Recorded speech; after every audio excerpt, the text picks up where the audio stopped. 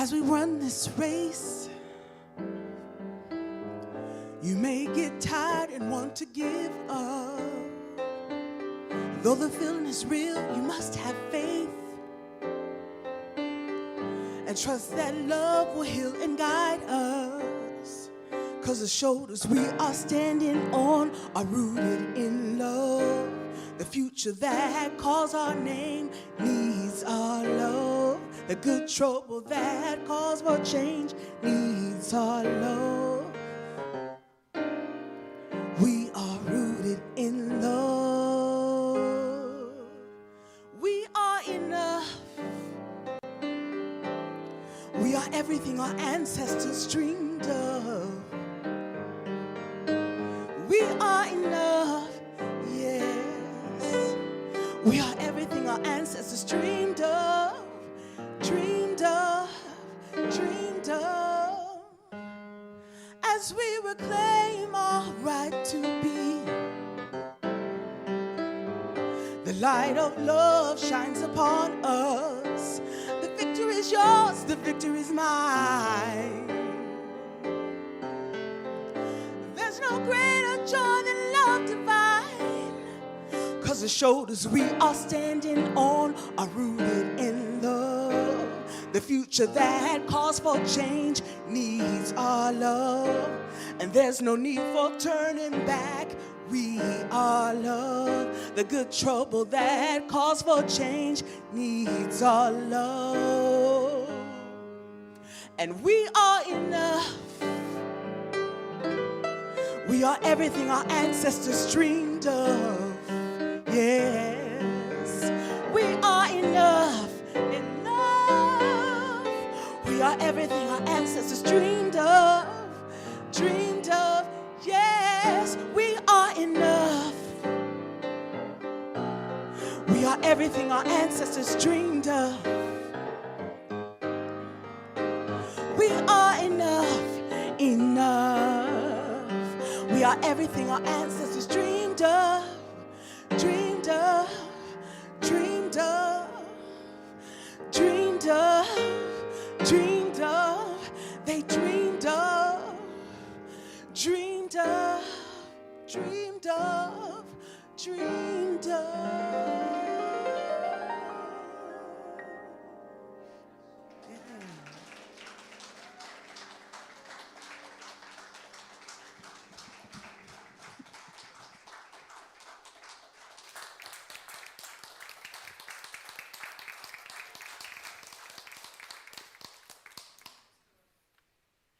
Good morning, heart and soul.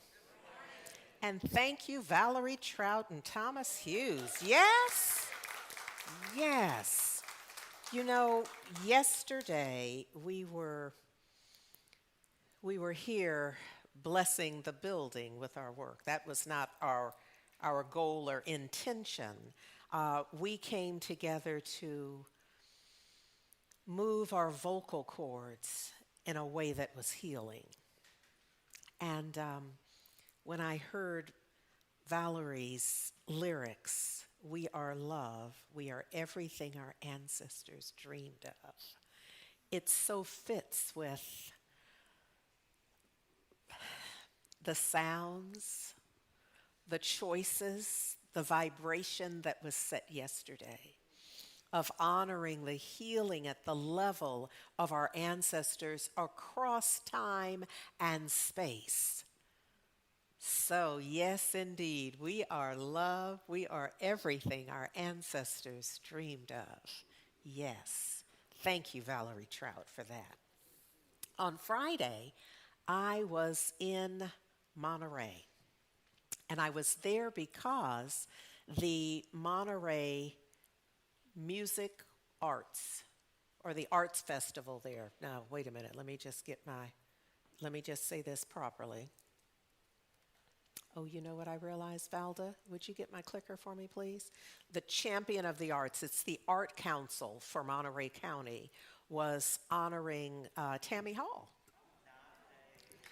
And so I knew, regardless of how long that was going to make my day, and I just knew that I wanted to be a part of that celebration and that honoring of our beloved Tammy.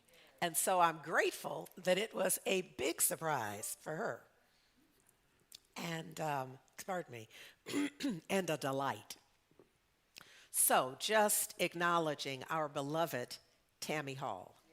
Yes, please. I also am so very grateful. Thank you, Valda. I am so very, very grateful for Reverend Angelo Allen, who was here last week and the week before. Last week, I was actually speaking in, well, not last Sunday, but I was a part of a conference, as you know, celebrating our soul in Unity Village in Missouri. And so there were a number of heart and soul folks there. We had a good time and we represented. And what is interesting to me, but only in the sense of acknowledging the one mind and how it all comes together. When I watched Reverend Angelo, I was surprised to find that my talk on Thursday was very similar, or at least centered in the same principle.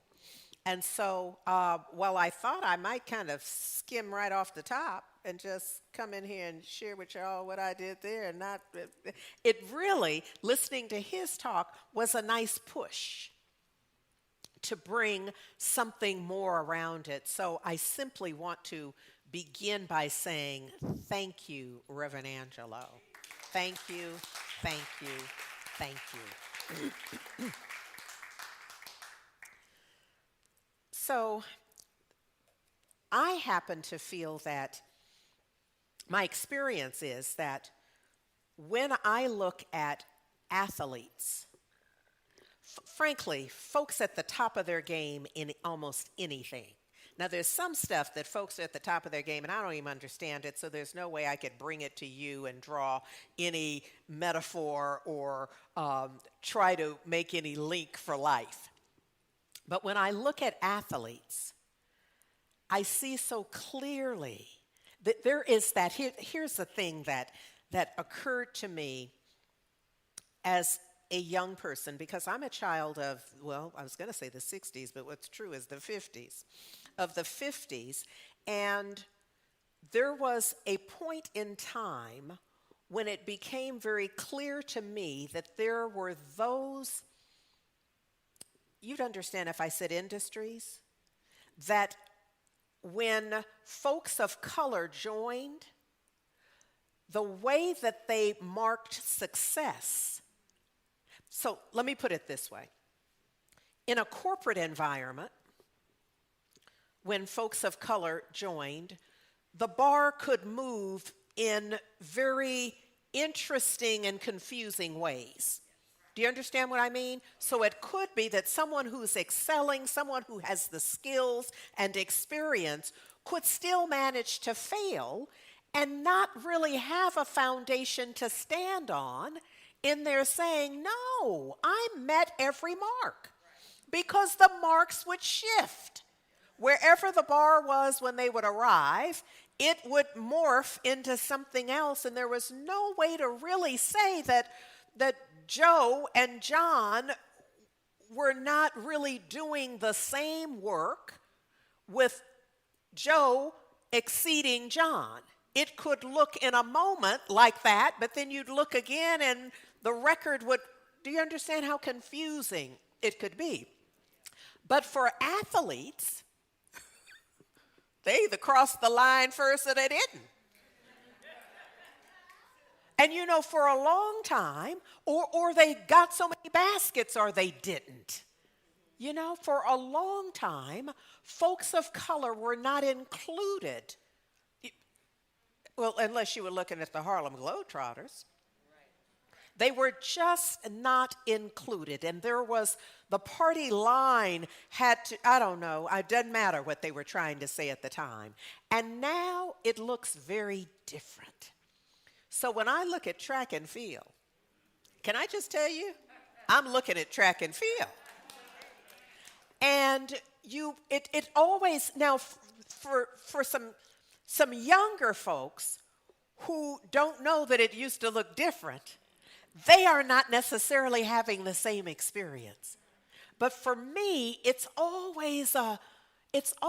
brings it's an experience of me traveling across generations. It's an experience of me giving thanks to the ancestors. It's all of that. I think about the presence of a Jackie Robinson mindset, consciousness that says no matter what, I am going to be a part of breaking this thing up. And no telling what folks had to go through in order to, we used to call it breaking the color line, in order to have it be different. So I have been very entertained by Noah Lyles because, one, he intends to be entertaining. Yes, that's clear. He so much reminds me of Cassius Clay, who we also know evolved into Muhammad Ali. But the Cassius Clay was a certain personality, which is why I'm lifting it up. It's not exactly the same as the Muhammad Ali. You understand what I'm saying? And so Noah Lyles very much awakens in me a remembrance of a Cassius Clay, because he just won't quit. And so what we saw, and even if we didn't see it, we heard about it and could picture that Brother Man had a fever of 102 and earned a bronze in the 200. Now, the 200 is his game. That's his jam right there. And there's a part of us that would know, given who he is, that he could have had 110 fever. And unless they stopped him, he wouldn't stop. So here's what I want you to note. I'm presenting Noah Lyles, and I'm gonna continue with some other possibilities for us to look at, but I'm not really talking about these people. I'm talking about us. So I need us to see ourselves in this. So here's what I want to highlight very quickly is, because some of us in here are like that. We're going to do the thing dragging in. I recall something, what did I do? And literally just fell out after, because I was so committed to keeping my commitment and showing up. Now, for where I am now, there's still some of that, but there's also the presence of an awareness of, you need to sit down somewhere. You know, everything isn't just about accomplishing it. So here's how we are in the world, though. You know, folks have attacked him. Well, what was he doing and why that and all the things. But I remember, because I was present in front of the television for the 2020 Olympics in Tokyo. So when Simone Biles said very specifically, no, I'm not going to continue because I don't know what my body is going to do. They carried on about her just like they carried on about him doing it. So you see, our forks are tongued. Our forks are tongued. Bless my heart. Our tongues are forked. In the sense, though, that you kind of danged. Look at me on mic. Danged if you do, and danged if you don't. Yes, y'all understand. So I want to set a context for us acknowledging our confusion. Reverend Angelo talked to y'all very clearly last week about confusion. And we are confused.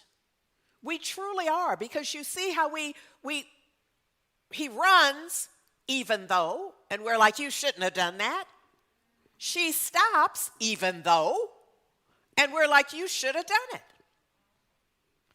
And if we really look at the situation and circumstance, I just want to say to you, what is it to you? I mean, we are but the fans.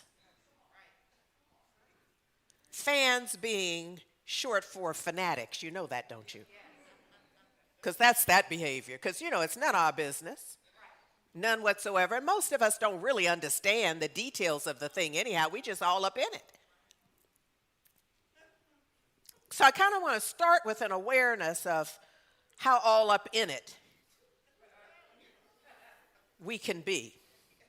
Because my sense is, and let me just say to Chi-Chi on projection, you just go, I don't have no idea, okay? All right. So that this thing where we just get in there without a full awareness and not knowing where we're going with it and can turn on a dime and all, I want to lift up that with our sister Simone Biles, she had an experience of what they call the twisties. Now, Reverend Angelo spoke to y'all, I must say, quite eloquently. I have to pull up a chair behind him in terms of the eloquence of it. But here's what I want to bring you about that, is that the Cleveland Clinic says this about that. Well, first of all, let me just say that Biles said that she was fighting demons and that she knew even in advance that there was something wasn't right. She had a foreboding, if you will, around it. And those folks who know her and know the sport also said they could tell in the way that she was even coming up to the vault.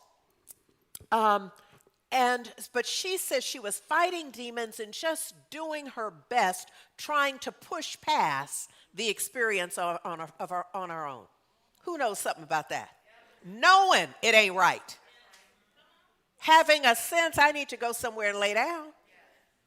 But trying to work it out, because there's that feeling that sometimes comes from a place of incompleteness, a feeling of not deserving whatever I have. So that means I have to work harder. I got to get there early. I got to stay late. I got to do what nobody else is willing to do. And I have to do it more often than they're not going to do it. So we put that additional pressure on ourselves, and we're not elite athletes. So here you have a 24-year-old who is an elite athlete, and when you think about the sport, this is kind of old to be up there jumping off of stuff and spinning in the air. So some of what I say in my mind is at 24, you're at your her third Olympics at that point. So whatever it is she's going through, there might be the thought of, I better do this because this may be my last time. And so you might be inclined to go beyond, but can I say that there was something present in her around and through that said, not doing this. The Cleveland Clinic describes the twisties as a mental block that creates a dangerous disconnect. I'm quoting. A dangerous disconnect between the mind and the body while gymnasts are airborne. And there is no gymnast who is more airborne than Simone Biles.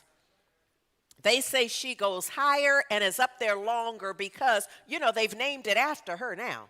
The Biles 3, where she then has 3 revolutions while up in the air.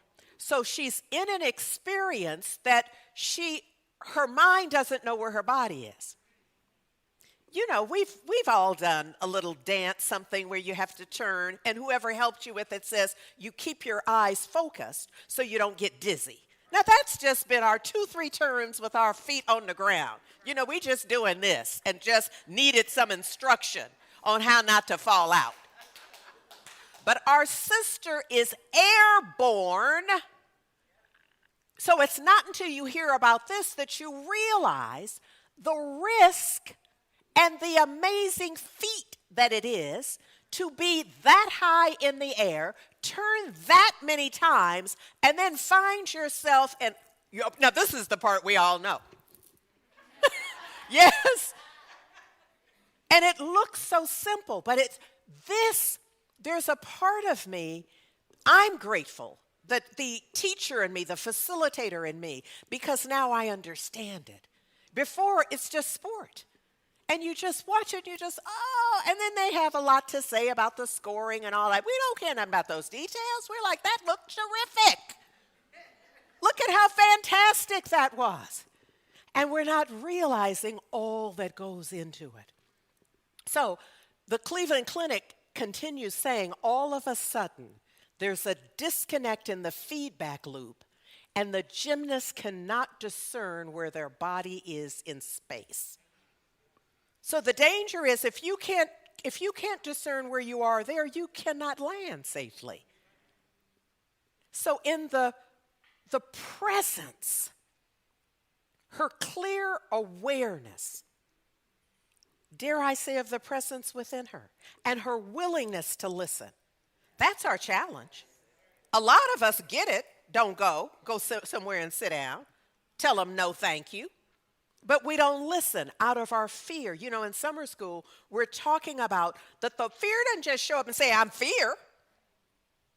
It has a variety of messengers that look like other aspects, look like something that we'd say, I'm not afraid. When what we're learning and what we're practicing is, yes, we are. That is but a mode, but a demonstration, but an expression of fear. Sister stood in that and said, you know what? Not today. Not today. So Reverend Angelo took you through this sense of, or these levels of loss of spatial awareness and how dangerous it is in the mental block. The part of what we know with Biles is that after she had her experience of, being unsafe and not being aware of where she was and how to land, and we saw that stumble, those of us who watched her, those of us who saw the news and the reports on and on after that, she was heard. You know how they can have the camera and the mic just close enough?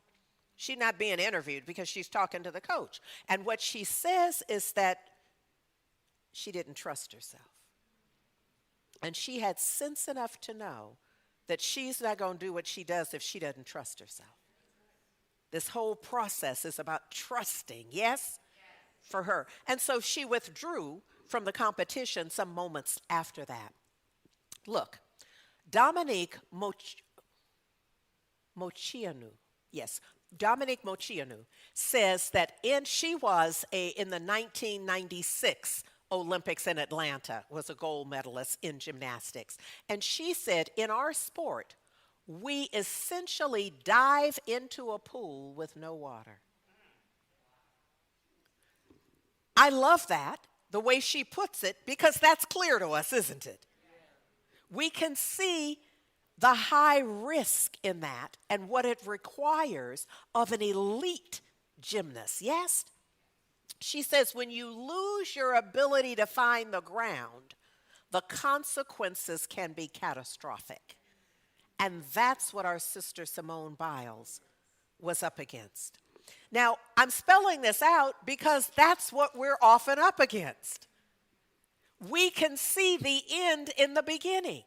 We can see we're not equipped. We can see that we're not feeling well enough mentally, emotionally, spiritually, physically. And yet, oftentimes, we feel like we don't have a choice. Now, there are those who will tell us you always have a choice, but often our response is, you don't understand my situation. Now, they may or may not, but that doesn't change the fact that for those folks who are honoring the divine, they know they have a choice. And as they honor the divine, they make a choice based on divine guidance.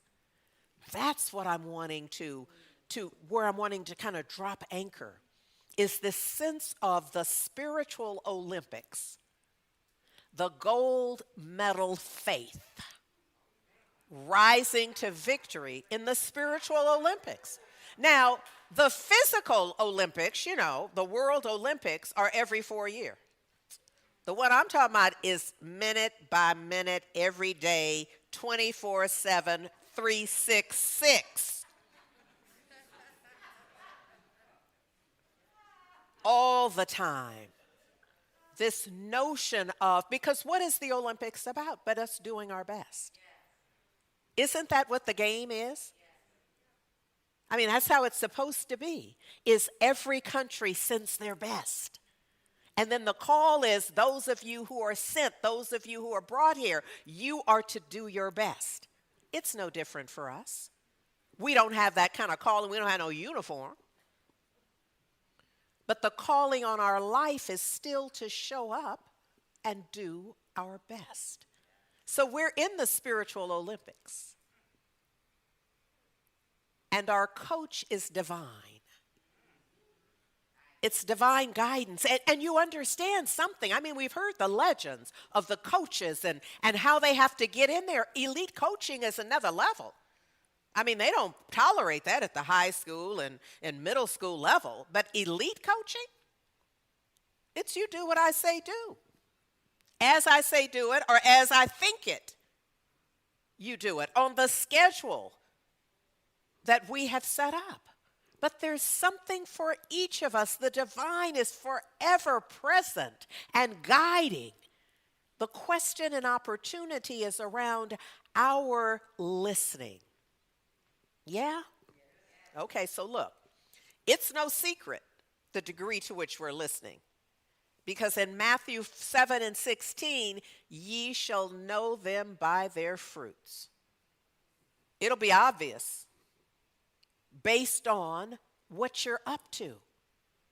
Your health, your well-being, your energetic presence, who you are, how you are, where you are, and with whom are all evidence of your fruits, if you will.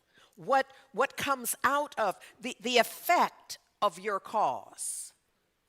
Does that make sense? Fruits are effects. You know, like how sweet it is?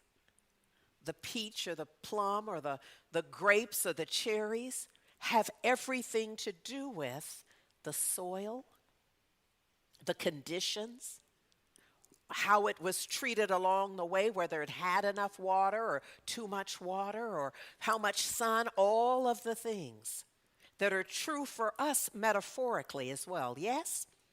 Yes, yes, yes. So there is a film on Netflix, Simone Biles' Rising is what it's called. And what I love, and the reason I wanted you to see this visual, is in little tiny type right over her left shoulder, it says, icon, period. Champion, period. Human. A divine being in human form, being all that she can possibly be. Yes? And in this film, I recommend it because it gives you kind of her view in this. I love that Valerie Trout sang as part of her lyrics, as we run this race, we may get tired and want to give up. Though the feeling is real, we must have faith and trust that love, which is another name for God, the divine, the all in all, the living one, the strong one, will heal and guide us. If we trusted that, if we believed it, it makes great lyrics. And someone will do a spoken word that will include that. Or someone will turn it into a powerful affirmation. It's not until we begin to live from that our lives begin to transform. I wish that just saying it made it so or transformed life, because I'd be living another life if just saying it. Because most weeks I'm up here saying it, but saying it ain't enough. You got to do the work. And then when the pop quiz comes, and it looks like maybe you're putting everything on the line, what will you choose then? Will you choose for your highest and best? Or will you choose for how it might appear, and wanting to not disappoint others and risking it all when it all need not be risked. I mean, I don't know. I'm only so deep in y'all's business. So look, what I love is the way that all of this can come together for us, because for Holmes and Barker in our daily read, 365 Days for Richer Living, yesterday it's entitled, I Am Victorious. And when I read it yesterday, I just, basked in that. I am victorious. And the entire piece from yesterday is affirmations. It's all I am. It's all that. So the part that I have excerpted for you here is, I have faith that God the good is all there really is. So I'm looking at one of the things, and I want to, let me just see if I'm getting ahead of myself. I probably am, but let me just go with it. One of the things that is said about the twisties for athletes. Now, we have the twisties ourselves.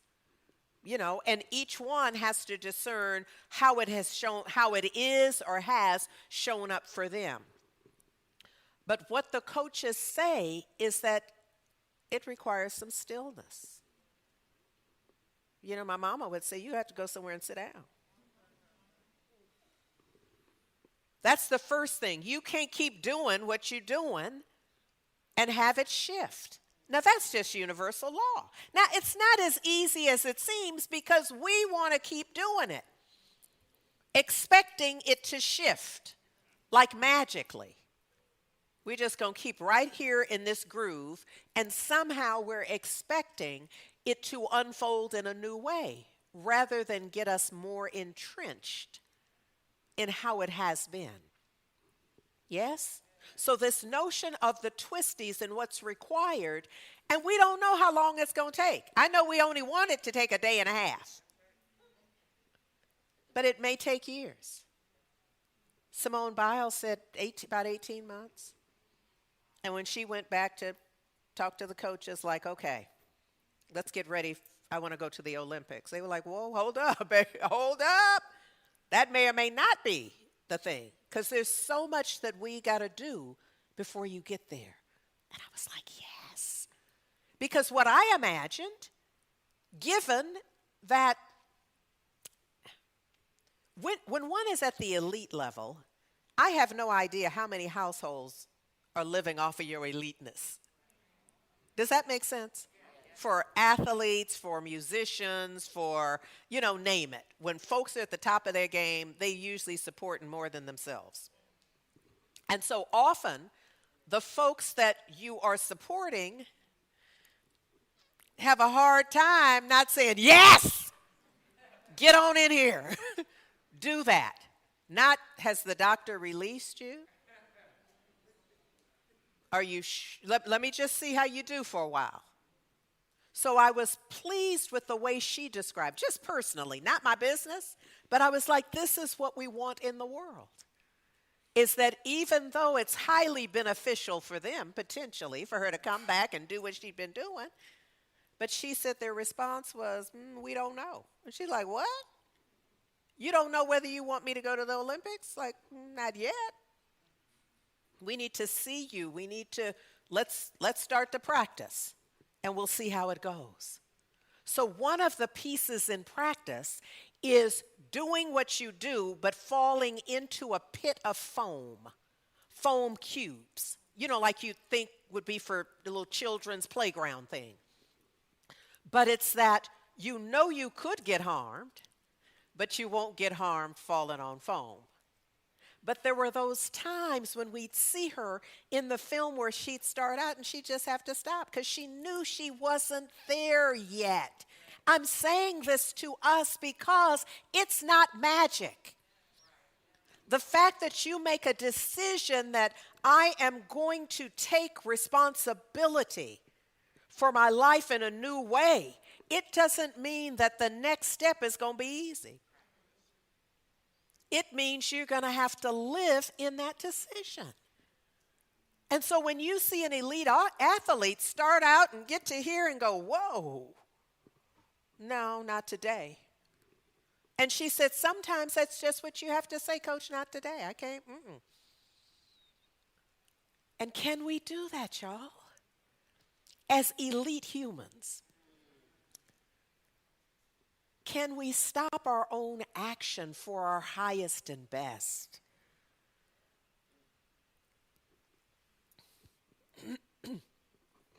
I certainly am not the poster girl for stopping. I'm getting better, though. I intend to interview for the position. Because they're not, they would naturally come to me.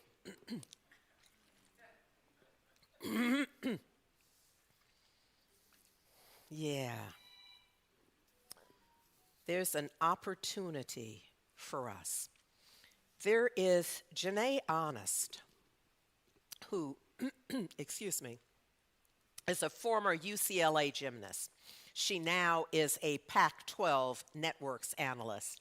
She says when the body isn't in position, speaking as a gymnast, when the body is not in position to complete difficult skills, it's important to get the mind trained on basics again. Now, she's talking about gymnastics, but she's teaching this class right here. You understand what I'm saying? That truth is simply truth. And you can apply it everywhere.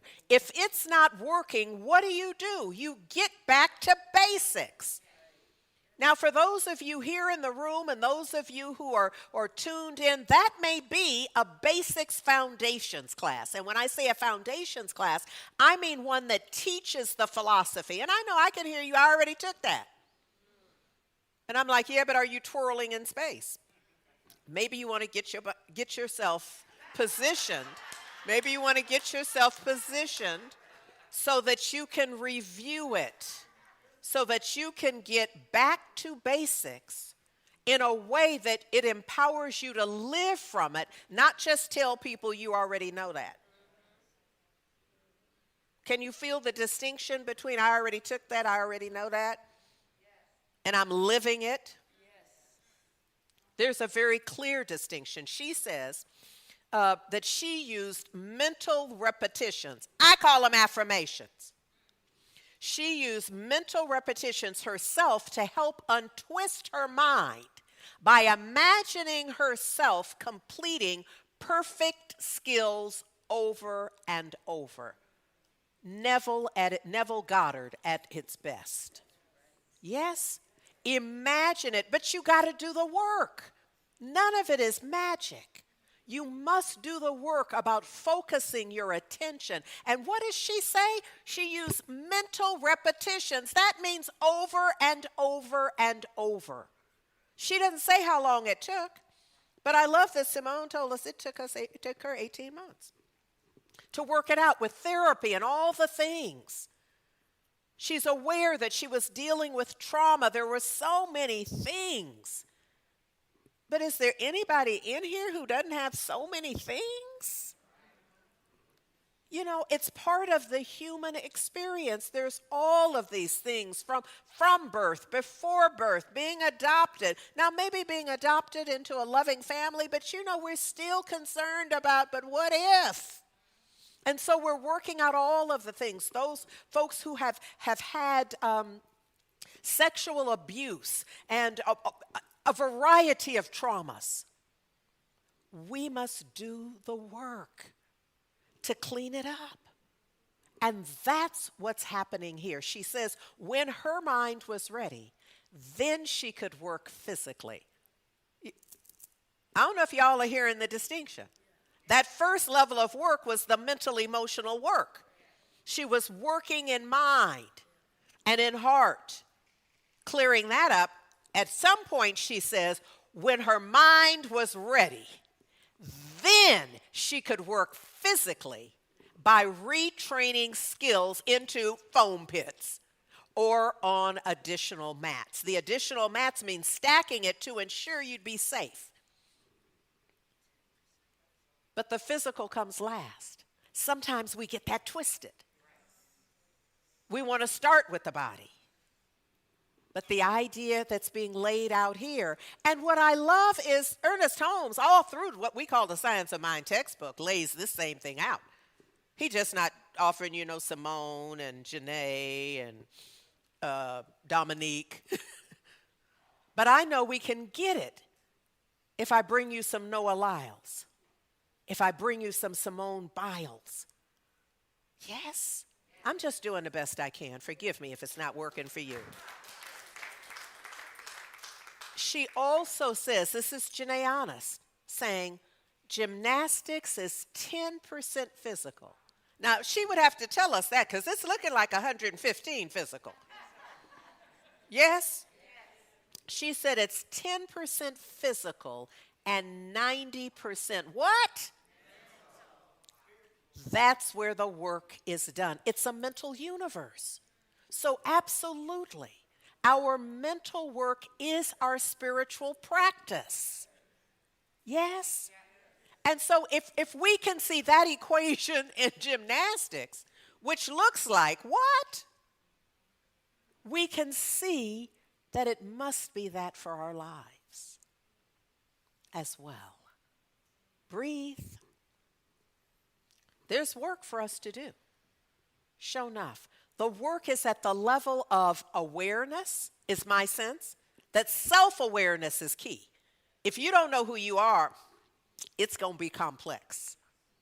Every decision you make, if you don't, because who are you making it for? If you're not clear who you are, and dare I say whose you are, because that's part of a clear self-awareness. You know what I'm saying? So once we're clear about who we are and whose we are, and then there's something about acceptance, which is acknowledging and honoring what is. I have feelings. My feelings are hurt. I'm feeling joyous. I'm feeling betrayed. You got to know what you're feeling. And I'm not going to say much more about it. I kind of want to push on that little sore spot, though. I kind of want to poke you a little bit about that. Because if we're not tapped into our feelings, we're going to have a tough time with this. Because you're missing part of the GPS around it. Your feelings are trying to tell you something. Now, you can't let them run the dang thing. But they're giving you some information that you don't want to miss out on. This notion of surrender, and I don't mean for you to get twitches and all that with, people, we say surrender and folks start, there's an allergic reaction to this. Tell the truth. Surrender to whom? For what? It's like being put upon. But this notion is Reverend Lloyd Bennett, offers it. It's this notion of releasing the lesser to make space for the greater. Surrender, give up the lesser. And because life is in an upward spiral, we are always in the lesser. I know it may be the best you've ever experienced so far. Allow me to say to you, you can hang on to that if you want, but that's going to be all it is. That was just on the way to your greater good. Yes. And we want to park and build a whole thing and like this is it. Only if you insist upon it. Yes.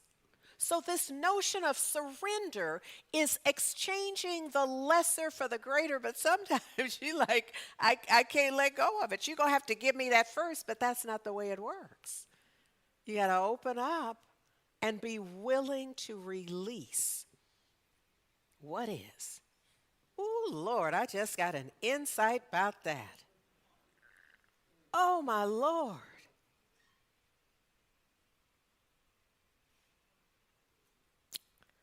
That sometimes We literally want to turn time back. Because the now moment is so challenging that we're willing to turn time back to have just some kind of little piece of something. You know, a time when it felt acceptable, it felt doable, it felt like I could stand this. You know, it doesn't mean it was ever our favorite, but we're like, I'd rather have that than what I'm experiencing, not realizing that this moment is a portal. This moment is, if you treat it right, if you recognize it for what it is and honor it and accept it, it is leading you. It is supporting you in what's next. Because in some cases, I recognize that even though I was mad about that, I mean, all of this is hindsight. You know, you got to get to here and look back and go, oh, sorry about what I said. Because it was the dishonoring. I don't want nothing to do with that. I don't need this. I deserve something else. And then you get to where you're going and you realize I wasn't nearly ready. I wasn't nearly ready. I needed all of that, and probably I was lucky I didn't have to repeat the course. I didn't have to stay after school, as it were, in order to do it. Now, we do a whole different kind of summer schools. That's the only reason I didn't say it that way. But look at here. All of this is reminding us that this stuff works. If what? If you work it. It works, but you are responsible for engaging it, for working it. Part of this ideal of doing the work and doing the work required to usher in the desired shift includes being still. Come on, Simone, teach us. To be still, to get clear, to stand up for yourself. Stand up for you, for knowing you, for recognizing the truth of your being. To what? Roll up your sleeves. Because when do you do that? When you're getting ready to do the work, right? Oh, I'm just out here. Right, y'all at home? Y'all know what I'm talking about. These people here have fallen asleep. So look, the idea of rolling up our sleeves is a metaphor. Because when do we do that? When we're getting ready to get into something. That roll up the sleeves is like a symbol. Put your consciousness on notice. We get ready to do something. Get those sleeves rolled up and get to work. To be willing to be and do. Be willing to be and do. To have the consciousness and the matching action. To move in whatever way is required to shift your awareness, which then shifts your experience. Because your awareness is always a servant. Your experience is always a servant to your awareness. Thank you, 2, 3 people. Yes? Can you really get that though? That whatever you think happened is born solely out of your awareness. Yeah? Yes. Okay, all right. I'm about to close because y'all just look at here. Vice President Kamala Harris says this: we cannot throw up our hands, as in give up, when we must what? Roll up our sleeves, which is the signal to your subconscious, we about to get something going. She says, let's get to work. Ernest Holmes. Well, let's just acknowledge that where we left off talking about Simone Biles was from the Tokyo 2020 Olympics, and then we talked about that difficult path coming back, but then I have to acknowledge that the Paris 2024 Olympics, and dare I say, wore it out. But I want to make sure we're looking at that in context, because she gets there and for the first time, the GOAT, the greatest of all time, legitimately, we can make that reference to her, landed what they call the Biles 2. What else they gonna call it? Because she's the only one who can do it right now. Now that may change. You see what I'm saying? How life is in the evolution? The beauty of it is nobody did it before. But she did some stuff that somebody else did for the first time. She matched that, and then she said, you know, I can do something else with that. And there's some little youngster who's looking at this and will just keep looking at maybe just that Biles 2, and now there's a Biles 3 as well. So that youngster will she'll be looking at that and envisioning a time. What did Anna say? The repetition, the imagination. So that little youngster that we don't even know yet is watching that and will look at it so that her body will be able to do that. Oh, it works if you work it. That's right. So look, here we got our girl with the gold medal. You saw that because Reverend Angelo showed it to you last week.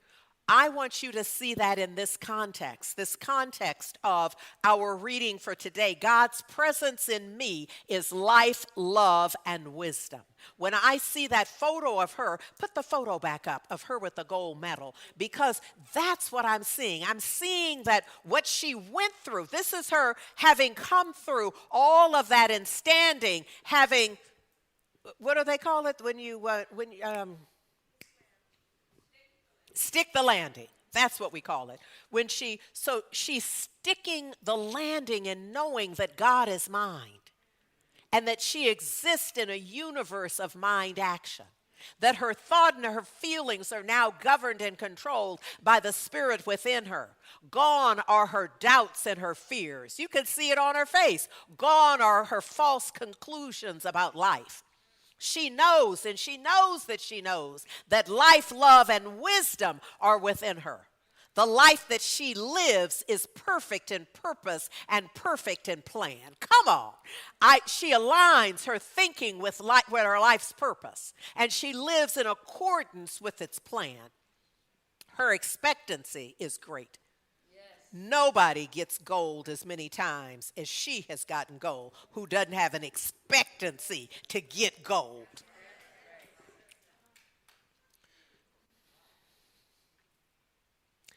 She knows the law of mind, and she knows that right results are now appearing.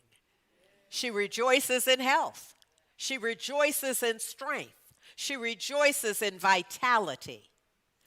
Only increased creative activity is before her, and she is equal to every situation that life offers her. Oh, Suki, Suki. The wisdom of God is the true inner motive of her consciousness. She makes right decisions. She thinks clearly and acts wisely. She has order in her mind and in her affairs. All things are working for good because the wisdom of the infinite mind is her wisdom now. She lives with ease, for her thinking is right, and her world responds to her decision. She claims good judgment. She claims the integrity of God as hers this day. And this is true for all of us. I'm loving yesterday and today. Well, I'm loving 365 days for richer living, period. But yesterday and today are the powerful affirmations that fit so perfectly with this notion of the shift, the transition, the evolution of mind through the proper use of imagination. Valerie Trout has a song, Where is Truth?, in which she says, Dreams like rain fall from the sky, and love's a mystery. Strong hearts, strong minds build strength to care. But sometimes life seems too much to bear. She's talking about all of us who want to live day by day, she says, in a patient way, without worrying. I bring you now Valerie Trout and Thomas Hughes.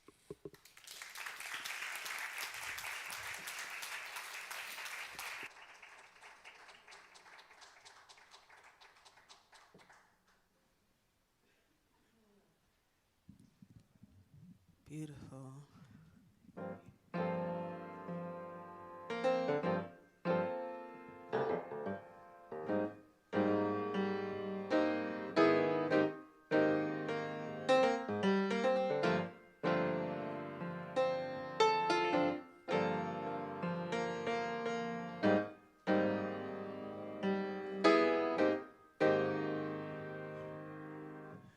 Dreams like rain fall from the sky, and love's a mystery.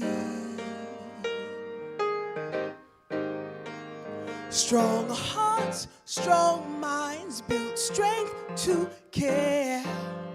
But sometimes life seems too much to bear. Why can't I live life? Why can't I be who I know I am? Why can't I live day by day in a patient way without worrying about me? Yeah. Why can't I find truth in this world? Why can't I find joy? Tell me now, why can't I find truth in your eyes? Where is the truth? Is the truth?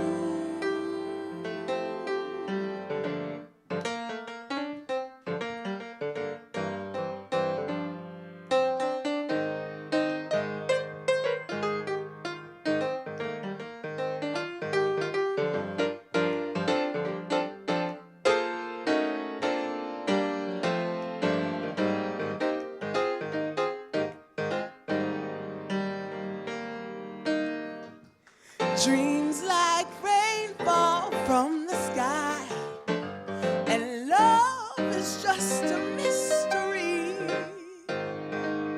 Strong hearts, strong minds build strength to care. But sometimes life seems too much to bear.